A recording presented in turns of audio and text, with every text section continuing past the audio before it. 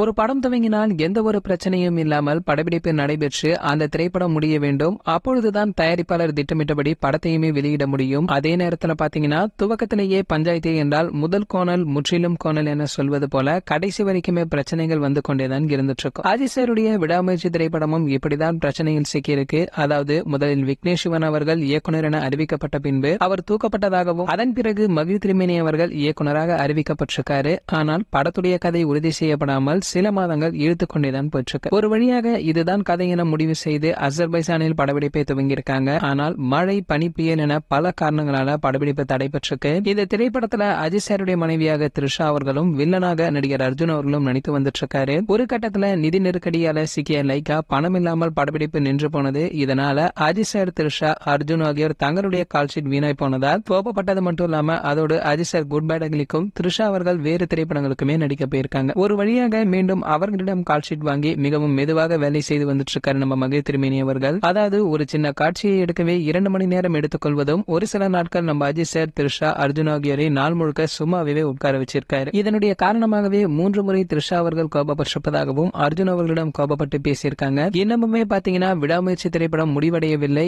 இப்பொழுது இறுதிக்கட்ட படப்பிடிப்பு நடைபெற்று வருவதும் படப்பிடிப்பு முடிந்தால் போதும் அடுத்த ஒரு வேலையை பார்ப்போம் என காத்திருக்கிறார்கள் எல்லாருமே. சரி, ஓகே, இது போன்ற நம்ம அஜித் சார் பற்றி விநியோகம் அனைத்து செய்திகளை நீங்க உடனே தெரிஞ்சுக்க நம்மளுடைய அஜித் டாக்கீஸ் நம்ம சேனலை சப்ஸ்கிரைப் பண்ணிக்கங்க. பக்கத்துல உள்ள பெல் ஐகானை கிளிக் பண்ணிட்டீங்கன்னா நீங்க நம்ம வீடியோவை மிஸ் பண்ணாம பார்க்கலாம்.